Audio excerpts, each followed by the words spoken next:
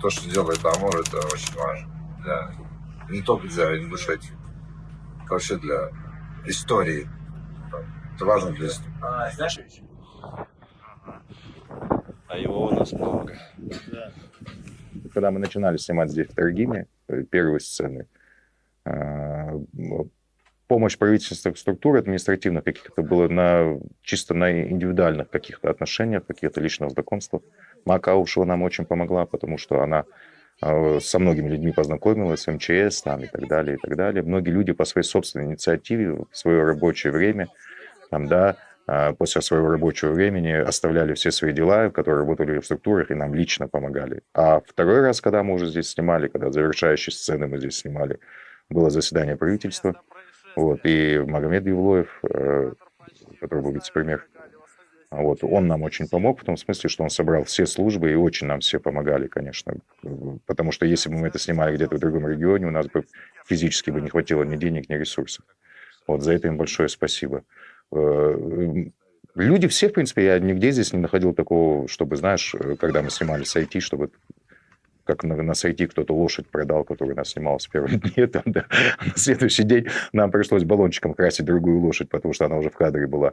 Здесь уже более так ответственно подходили, видели масштаб уже. Это был не как на сайте уже. Техники много, массовки, костюмы и так далее.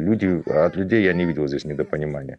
Вот. Ну, были какие-то, конечно, люди, которые скептически к этому относились, смеялись, спрашивали, зачем тебе это нужно. У меня не было ответа на этот вопрос, зачем мне это нужно было.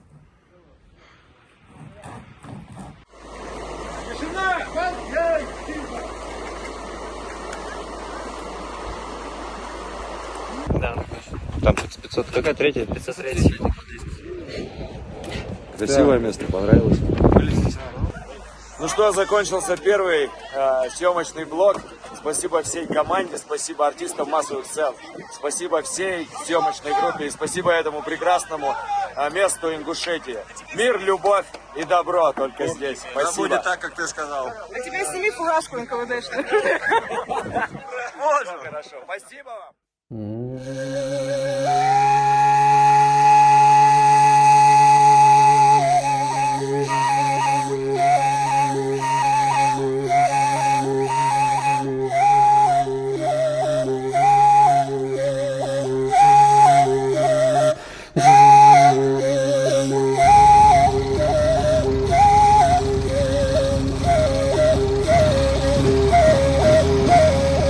Сложно было очень в Казахстане, потому что не соблюдались договоренности.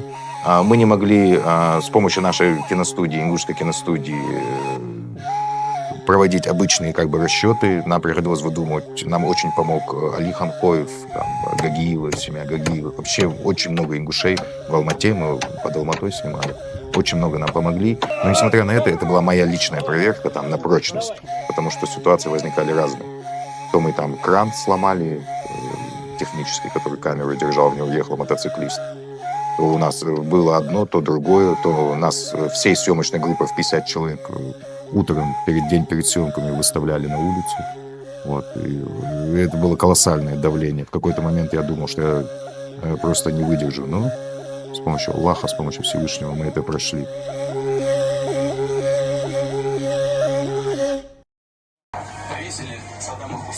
Плохой контент.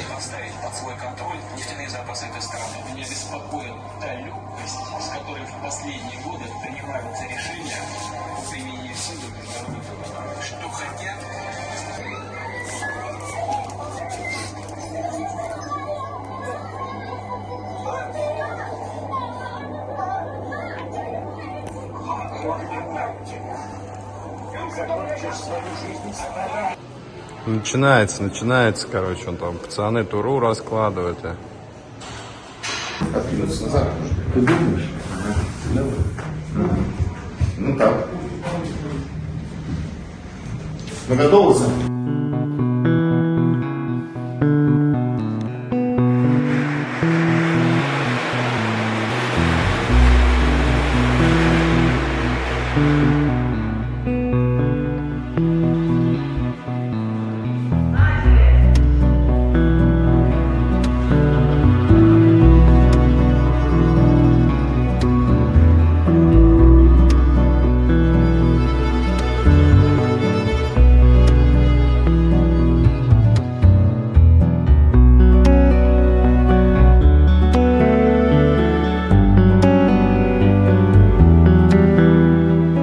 Поэтому, ну, интересно, что вот молодым придумали, потому что это такая, конечно, история. Что я не люблю, вот когда все это состаривают, наклейки какие-то делают, это все неестественно сразу смотрится. И тут вдруг осенило Амура, что это надо так сделать. И сразу все, энергия пошла, сразу все начало взаимодействовать.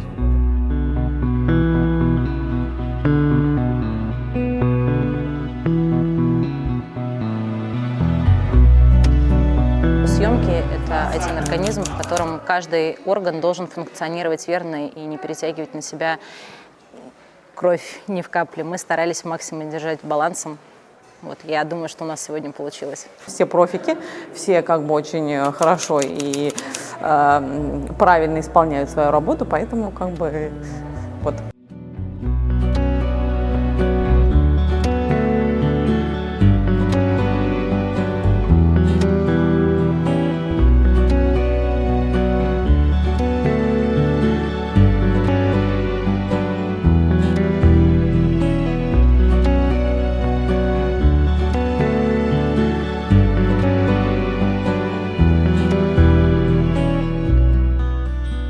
Амур – это человек, который знает со студенческой скамьи.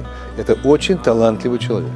Если он снимает кино, он снимает не для денег, не для славы. Ему это надо. Вот он хочет снять кино об ингушах, об истории ингушей, о трагических моментах, не обвиняя кого-то, а попытаться понять эту проблему, как так могло случиться. Столько бед навалилось на эту небольшую, в общем-то, республику. Он снимает об этом. И мне это очень приятно, что он меня пригласил как педагога вот в этот фильм, где он сделал все условия, пошел. Ну, замечательную атмосферу создал. У него очень хорошее, ну, как чутье вообще органики, правды в кадре. Я больше скажу, если такие режиссеры есть, надо в Ингушетии делать студию. Не одного режиссера, а целую студию. Есть операторы, и студии, а почему это очень важно? Кино, сколько вы ни говорите об Ингушетии, вы не получите такого авторитета, когда человек не увидит кино. Кино как образ Ингушетии, людей, уклады, с ошибками, не ошибками, всех разных. И вот здесь, вот на это нельзя жалеть денег.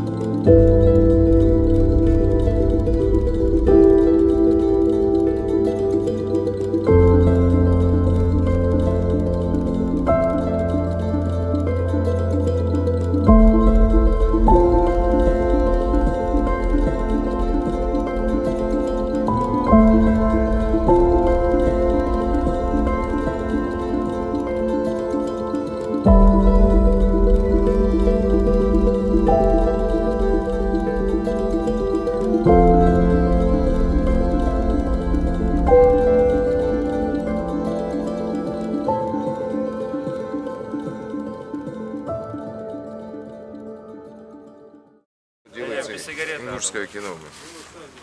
А кому легко сейчас? Вообще никому. Устал, Амур? Нет.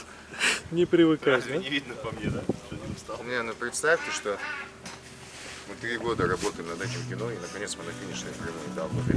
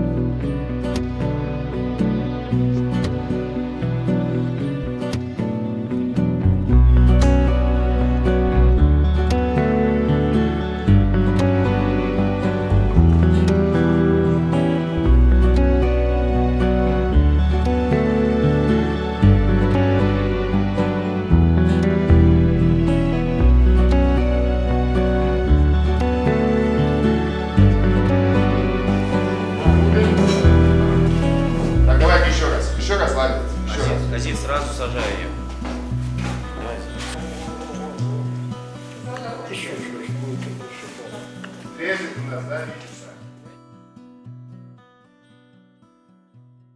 вообще эту идею, когда мы начинали, конечно, у меня не было никаких там конечных точек.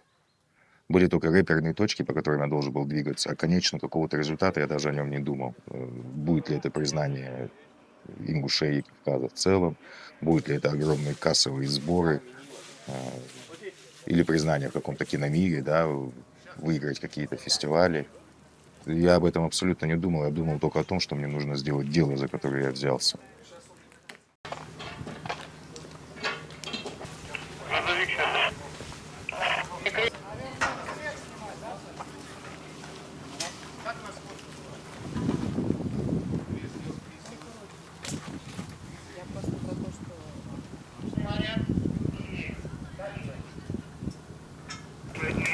Стоят в момент развода.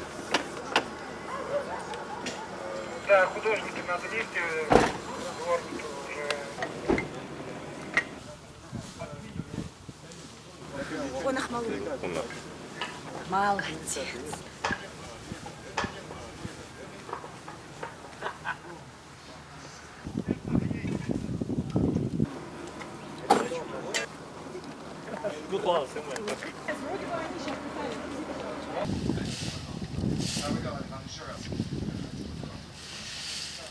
А я как объяснить, кого играю? У меня, Ильяс его зовут, моего героя. Он такой бывалый очень парень, сидел там несколько раз, такой блатной, одним словом. Ну, они по детству вместе с хирургом, вместе в детстве выросли в Казахстане, с тех пор они знакомы, и вот их судьба свела уже в советское время, как говорится, в наше время, уже дома на Кавказе, и вот у них происходят вот эти вот события, движения, в общем. Он просто помогает, как бы мой герой, он помогает вот доставить, в общем, вот этого хирурга куда-нибудь вывезти, помогает ему выехать за пределы республики, так как все перекрыто. Сегодня мы снимали сцену Тязит, похороны. Сегодня хоронили Измайлова, и вот я подвожу хирурга на машине, он заходит, я его жду, затем он выходит, и я уезжаю, увожу его. Вот такая коротенькая сегодня сцена была. Мне нравится тем, что я на 21-й Волге, во-первых, катаюсь. Мне это очень нравится, я люблю эту машину, конечно, это кайф. Так, да и вообще мне вся вот эта вот обстановка, вся вот эта тусовка наша киношная, я люблю. Вообще вот в такой атмосфере бывать, это мое, я чувствую, мне кайф, у меня, знаешь. Для меня участие в съемках картины «Письмо», во-первых, меня переполняет гордость, что меня вообще взяли в эту картину. Почему? Потому что это ингушское кино, а я ради ингушского кино, скажем так, готов на все, пусть это пафосно будет выглядеть, всегда готов и всегда я есть, в общем. Мои пожелания, чтобы этот фильм был воспринят нашей республикой, нашим народом в первую очередь. Конечно, на ура, чтобы все просто ахнули, что можно такое вообще снимать про ингушский народ. Ну и, естественно, за пределами нашей республики тоже мы надеемся, что как надо, в общем, достойное место займем.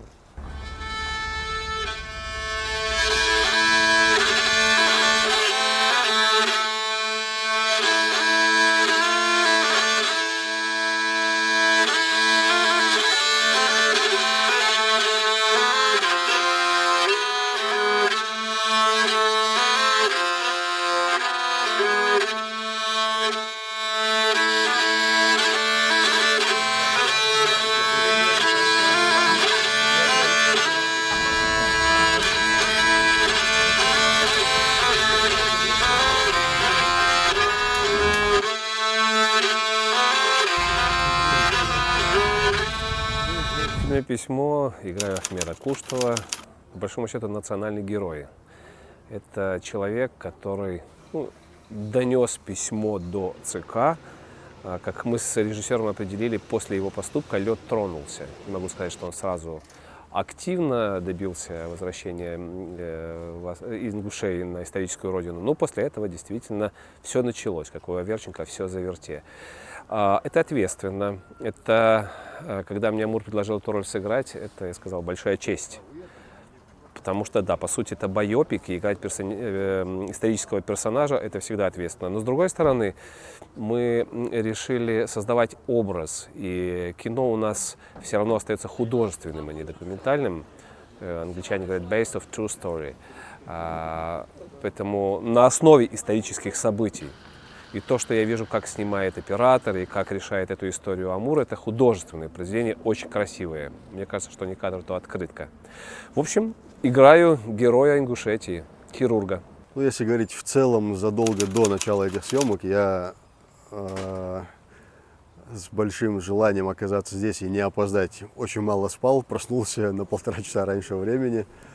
Приехали мы сюда с другом, в итоге переоделись вот в эту одежду, там дали некоторые атрибуты. Роль-то она достаточно несложная, не то, что это достаточно несложная, она в принципе несложная, но сам этот процесс, он немножко заставляет задумываться над тем, как профессионалы, большие актеры играют эти роли, и насколько это сложно оказаться в объективе камеры и быть самим собой, и всю эту работу оценить. Поэтому день был достаточно интересный, несмотря на то, что моя роль была очень короткая, небольшая. Но наблюдать за всем этим достаточно интересно было. Первый фильм, снятый Амуром, «Сейти сын Зоули», я посмотрел с большим удовольствием в кинотеатре, повел туда всех, кого можно, всех знакомых. Съемочной бригаде, всему коллективу желаю, чтобы... я знаю, что есть определенные моменты сложности, ни в коем случае не останавливались, двигали только вперед, и чтобы этот фильм был большим началом великого будущего и самого Амура Амирханова как режиссера, и вообще в целом всей съемочной группы.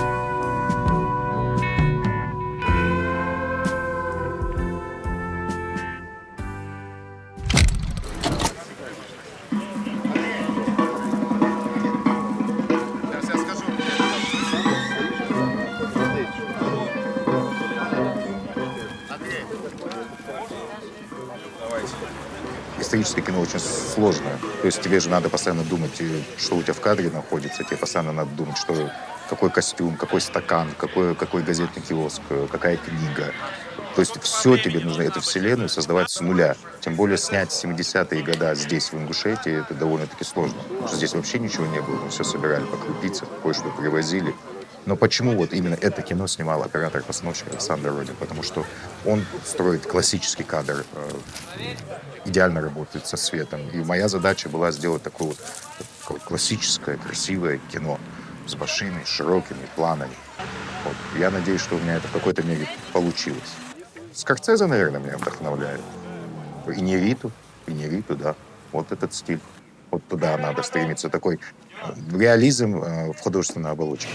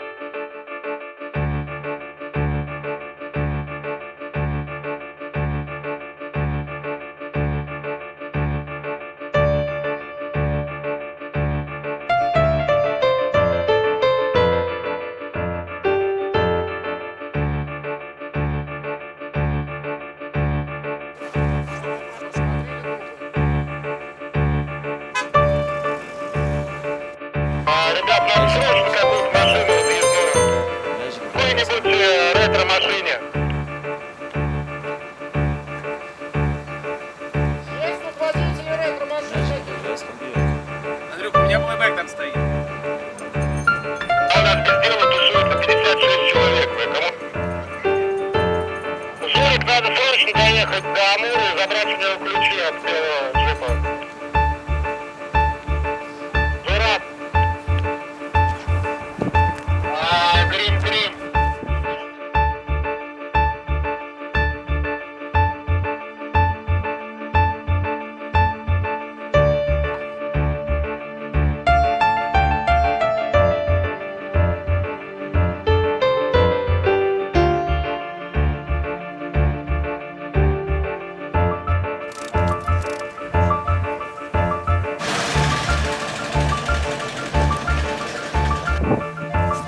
Илюх, постреляй влево.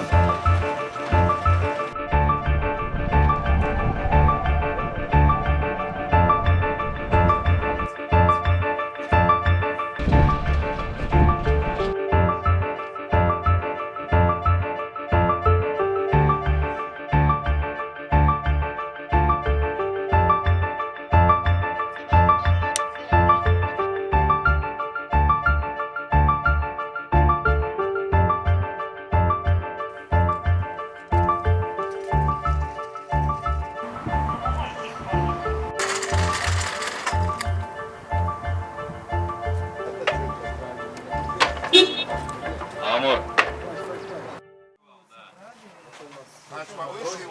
Вы можете ба, даже ба перекрыть. На я понял. Главное, чтобы ба перекрывала. Можем он... Вот так.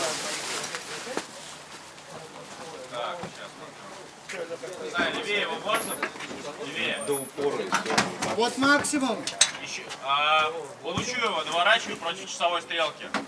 Смотри. Внимание, репетиции приготовились. По команде подписанты выходят. Тишина. Они профессионально работают.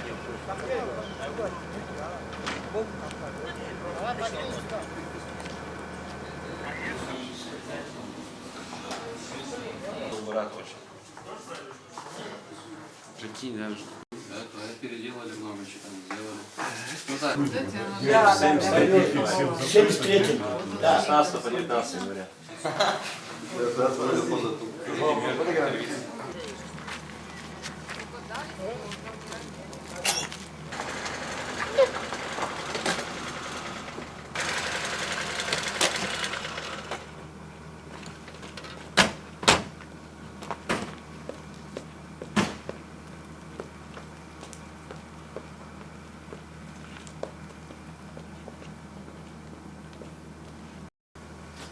Стоп. Дубль.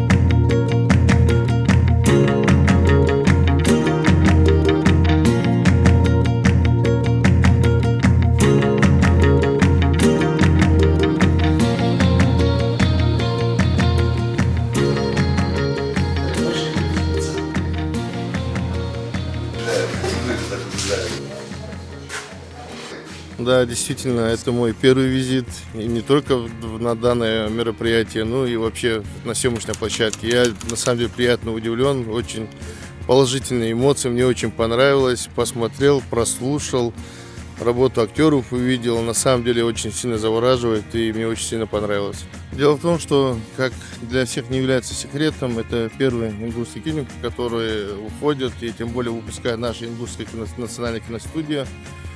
Данный сюжет и данный сценарий был одобрен Министерством культуры Российской Федерации, глава республики Махмуд Али Макшиев тоже непосредственно был знаком.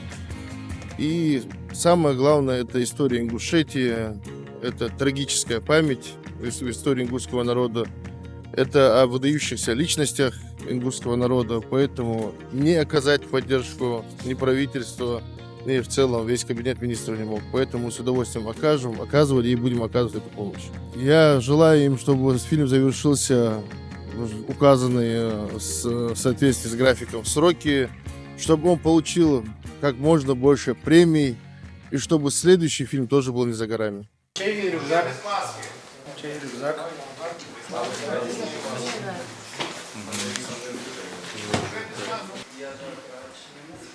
В багажнике и табельные номера наши. Убегается к вам байкеры, все оттуда, пожалуйста, берите с той стороны. Куда срочно убираем? Подожди, Сань, подожди. Держись на ней. Вот сейчас женщины пошли, да.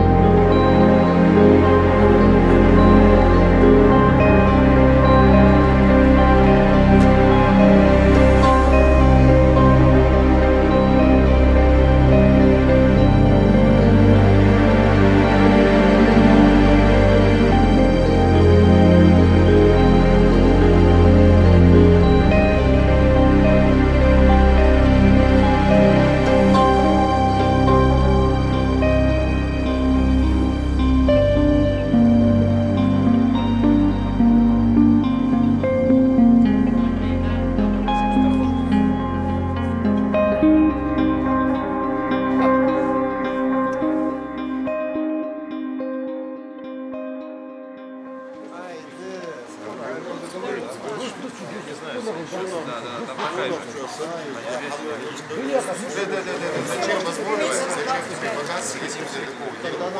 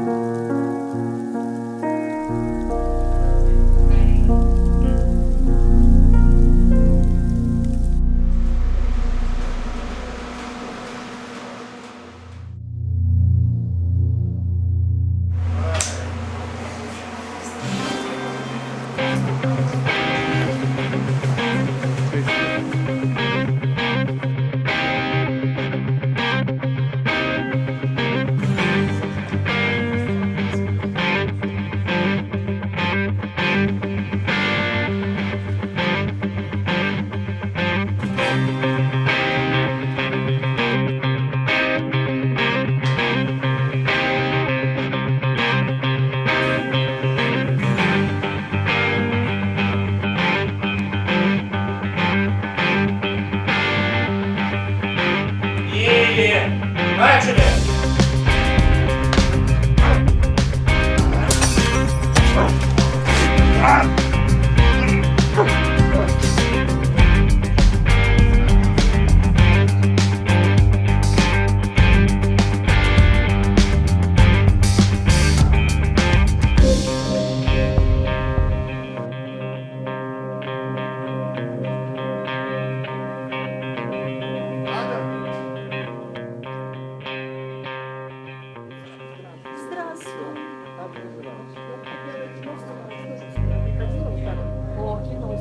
А для меня оператор был золотой. Он говорит, тачку в сторону.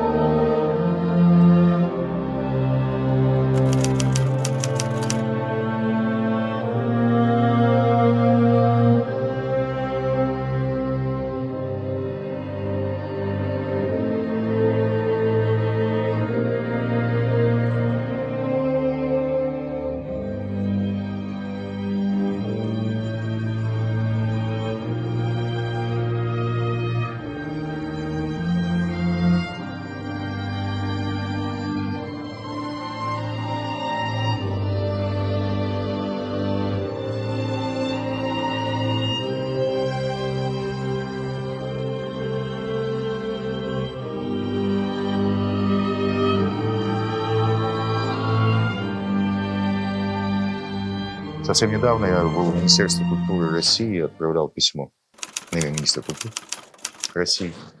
Вот, и я опускал это письмо в ящик, где для приема корреспонденции, подумал о том, что надо Адаму Загу обязательно отправить этот кадр, как будто письмо, вот оно, это письмо, которое должно дойти до самого верха. Каким-то мистическим образом, я уже говорил об этом, каким-то мистическим образом сам этот фильм «Письмо», он повторяет саму судьбу этого письма. Я точно уверен в том, что как бы то ни случилось, когда он выйдет в прокат, кто его увидит, я не знаю, все в руках Всевышнего. Вот, но я точно уверен в том, что это письмо, оно должно дойти до своего адресата.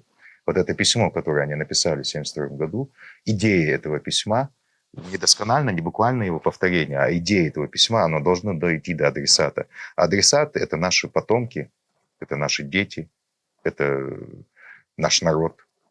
И те, кто хочет узнать этот народ, те, кто любит этот народ, те, кто понимает его традиции, те, кто уважает его. Вот я хотел бы, чтобы это письмо, этот фильм, он дошел до адреса. И тот, кто должен был его прочитать, чтобы он его прочитал.